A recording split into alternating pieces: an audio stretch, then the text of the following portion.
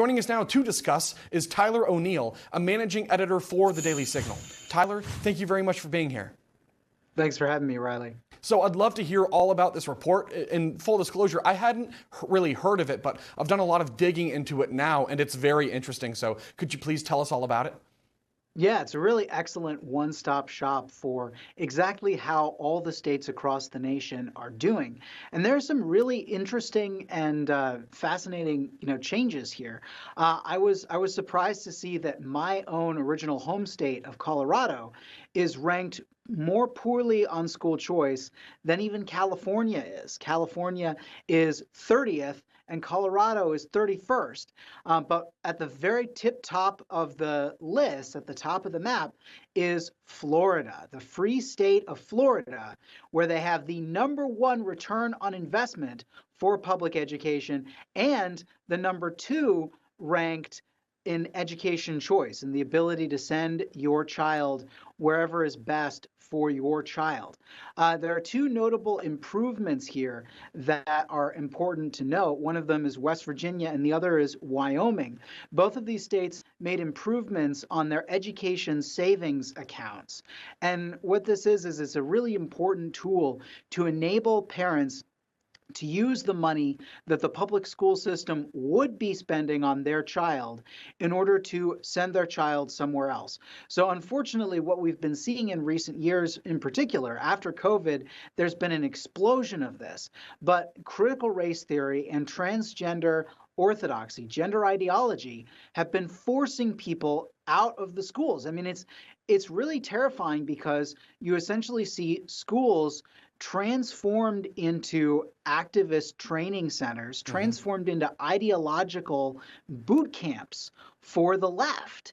And we see this most particularly when it comes to critical race theory, where they're training people. They're using a Marxist dogma to train white kids that they're oppressors, black kids that they're oppressed. And of course, the interesting thing is when you follow this ideology, it's the minorities that overperform that end up being sort of shunned aside. They act as though Asians are token whites, or that Jewish students are also white. And they have to twist themselves into knots in order to force the data to actually conform to their preconceived notions. But then when it comes to gender ideology, they're essentially enshrining a religion that denies the basic tenets of science, as well as almost every traditional faith that we see across the United States. I mean, it doesn't matter if you're Protestant, if you're Catholic, if you're Mormon, if you're Muslim, all of these religions traditionally believe that humans are male and female as God created them, and that you can't change that. And we always know basic biology says you can't change that either. And that's not to say we don't have compassion for people who struggle with, these mental issues. But the right answer to somebody who's biologically male and thinks that they're female isn't to pump them with hormones and to cut off his body parts. It's to say, look, let's find the underlying, psychological problem here and address that. And so schools are being transformed into these cultural weapons for the left, and parents want to opt out, and they should be able to opt out. And Florida is really leading the way in enabling them to opt out and enabling them to choose other schools. The way I see it is if the government schools become ideological and religious centers for the left, parents should have every right to take the money that they spend in their tax dollars and direct that to a school that they actually are going to agree with. And, if we see the public schools captured by this ideology, then parents should be able to very easily take their money and their children and go to schools that they know they're going to agree with. And it's sad that we have to have that conversation, because I'd love to see the public schools be neutral, to actually teach reading, writing, arithmetic. I I went to what was called a choice school. It was effectively a public school, but there was still a lottery system. I luckily got in, and I really appreciated my education. And I'm in an area where the public schools actually get high marks for educating people. But when it comes to enforcing gender ideology and critical race theory in the schools, these are ideologies that are, opposed not only to what I believe, but also to the flourishing of our students in our schools. And so I can't support this, and I really wish I had more freedom to take my tax dollars and send them where we already have to spend our dollars to educate our children.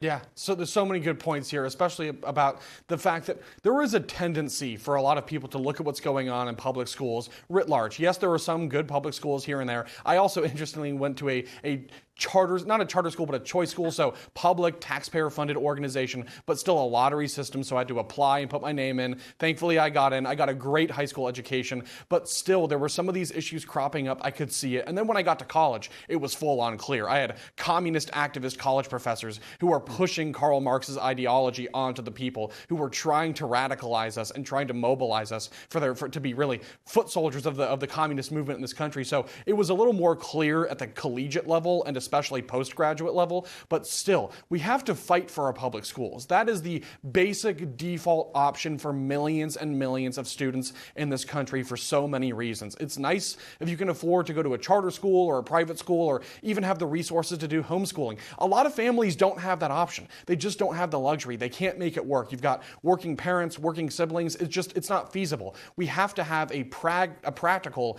pragmatic public education system for the average American. And right now, it's either, poor school outcomes with reading scores and writing scores, or it's political indoctrination, or it's both. And both of those things are equally problematic. And I want to ask you as well, because we're just coming up against a break, but I do have one final, point of inquiry here about the College Map Guide, this interactive guide that shows students what's happening nationally, state by state, university by university. Could you tell us more about this map and really what it does? Yeah, so this map illustrates the places that you should not be thinking about sending your kids to college, where they're going to be indoctrinated and they're not going to be given the education that we expect. I was lucky to go to Hillsdale College, where I got a rigorous education in the liberal arts. We learned both the conservative and the liberal understandings of American history. And, we were really prepared to enter the world and to make the arguments. I to this day prize somebody who went to Hillsdale College because I know that that person can write, because they force you to learn how to write. And it's not as easy to write as you might think. So it's, but this guide is essential for parents who want to know where to send their kids, where they're going to get the best bang for their buck, and where they're not going to be indoctrinated. Education, as Plato wrote in the Republic, is about taking the student out of their circumstances, taking you out of ignorance, like the metaphor of the cave, where you walk outside, you see the light of day, and then you go back and try to tell everybody about the truth. That's what education is. It's teaching it's like C.S. Lewis says, teaching young birds to fly. And too often these days, education has become, let's not teach young birds to fly. Let's teach them a set ideology and indoctrinate them and turn them into the next generation of activists. And what Lewis calls men without chests in his fantastic book, The Abolition of Man, which I can't recommend enough because I think it really illustrates the difference. And what the Heritage Scorecard is trying to do is illustrate the difference between schools that educate and schools that indoctrinate. Yes, and it's just so important. Look, my mom was a teacher for a very long time. Her mom was a teacher for a long time. Having an education, knowledge is power. It's key. It's so critical to having a functioning, good society. Without that kind of, solid, stable institution producing, smart and capable citizens, we can't have self-governance. We can't have a functioning democracy. So much of what we're doing here hinges upon having a knowledgeable and wise populace. And that means we have to have good, steady, reliable, and effective education.